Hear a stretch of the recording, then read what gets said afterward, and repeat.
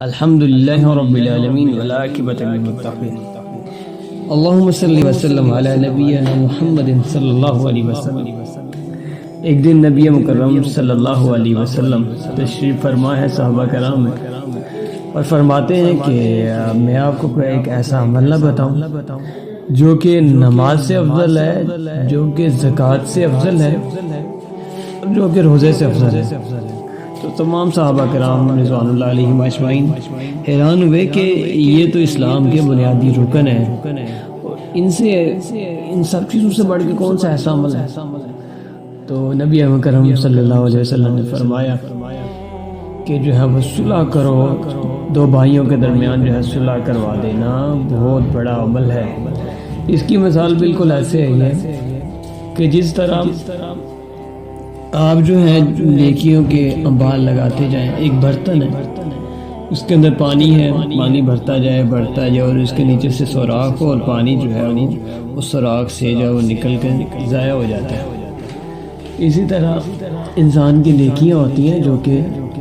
اسی طرح جو ہوتی ہیں، انسان جتنی مرضی عمرے کر لے، جتنے مرضی روزے رکھ لے، زکوٰۃ دے، حج کرے، لیکن اس کی ساری نیکیاں جو ہیں وہ اس کی ضائع ہو جاتی ہیں۔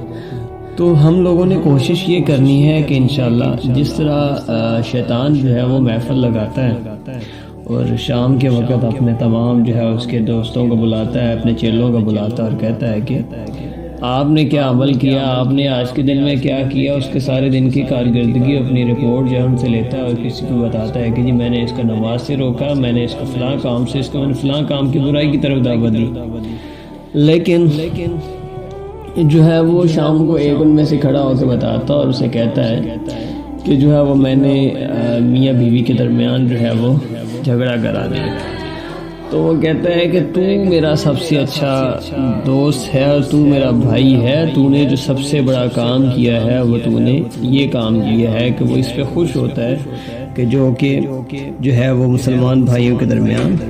جو ہے وہ جھگڑا کرا دیتا ہے، اس کو جدا کرا دیتا ہے۔ تو ہم لوگوں نے انشاءاللہ العزیز یہ پوری کوشش کرنی ہے کہ ہم نے لوگوں کے درمیان جو ہے وہ صلح کو عام کرنا ہے۔ ہم نے اپنے دل کے اندر کسی کے خلاف جو بغض، حسد اور کینہ جو ہے وہ نہیں رکھنا، جو کہ انسان کی نیکیوں کو کھا جاتی ہیں۔